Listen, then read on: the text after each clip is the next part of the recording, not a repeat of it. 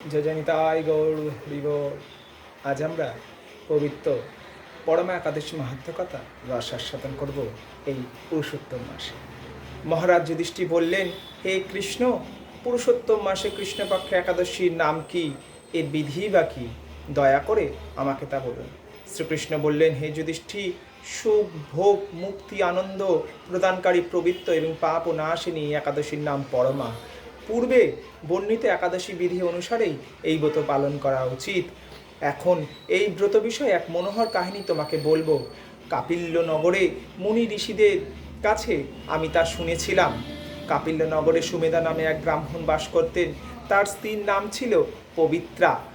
তিনি অত্যন্ত পতিব্রতা ছিলেন, কিন্তু পূর্বে কর্মফলে এই ব্রাহ্মণ ধনহীন হয়ে পড়েন। ভিক্ষা চেয়েও তার কিছুই জুটত না, কিন্তু তার নিজ স্ত্রী পতির সেবায় নিষ্ঠা সহকারে করে থাকতেন।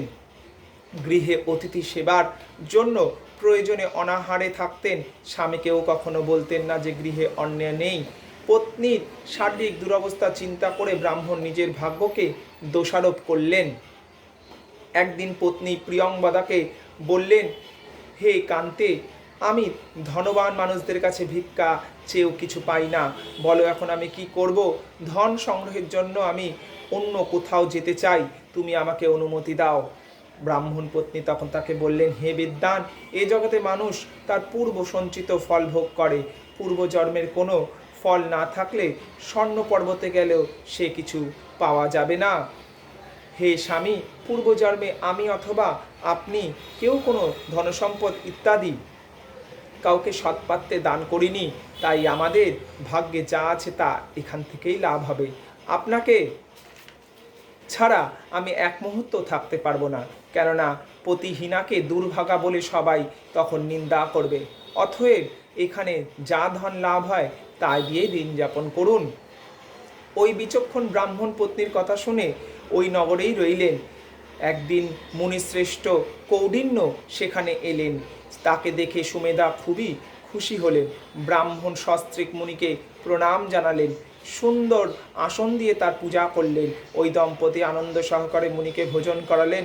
এরপর ব্রাহ্মণ পত্নী জিজ্ঞাসা করলেন, হে মুনিবর, কিভাবে দারিদ্রতা নাশ হয় তার উপায় বলুন। বিনা দানে কিভাবে ধন, বিদ্যা, স্ত্রী লাভ হয়? আমার স্বামী আমাকে এখানে রেখে ভিক্ষার জন্য অন্য দূর দেশে চলে যেতে চান, কিন্তু আমি তাকে যেতে নিষেধ করেছি। এখন আমাদের ভাগ্যবশে এখানে আপনার শুভাগমন হয়েছে। আপনার কৃপায় আমাদের দারিদ্রতা অবশ্যই নাশ হবে। দারিদ্রতা বিনষ্ট হয় এমন কোনো ব্রত বা তপস্যার কথা আপনি কৃপা করে বলুন আমাদের। এই কথা শুনে মুনিবার বললেন, হে সাধ্বী, পুরুষোত্তম মাসে কৃষ্ণ পক্ষে পরমা নামে সর্বশ্রেষ্ঠ এক একাদশী আছে। এই তিথি ভগবানের অতীব প্রিয়তমা।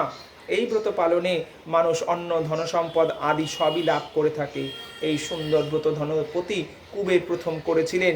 রাজা হরিশ্চন্দ্র এই ব্রত পালনে স্ত্রী, পুত্র ও রাজ্য ফিরে পেয়েছিলেন। হে বিশালাক্ষী, এই জন্য তোমরাও এই ব্রত পালন করো। হে পাণ্ডব, কৌটিন্য মুনির উপদেশে পতি পত্নী উভয় একসঙ্গে বিধিমতন পুরুষোত্তম মাসে পরমা একাদশী ব্রত পালন করলেন। ব্রত সমর্পণের পর রাজভবন থেকে এক রাজকুমার তাদের কাছে এলেন। ব্রহ্মার প্রেরণায় তিনি বহু সম্পদ ও ও গৃহ, গাভী এবং এই দম্পতিকে দান করলেন। এই দানে তার পরে মৃত্যুর পর সেই রাজা বিষ্ণু লোক প্রাপ্তি হয়েছিলেন। পরমাব্রতের প্রভাবে ব্রাহ্মণ দম্পতির সকল দুঃখের অবসান হলো।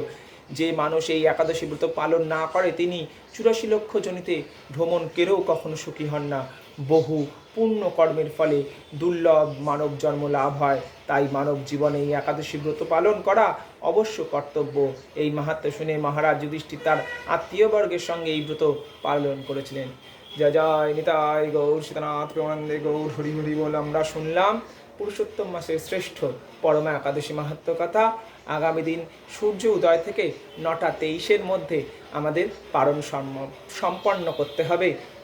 জয় জয় রাধা রমন লাল কি জয়। জয় জয় শ্রী রাধে শ্যাম।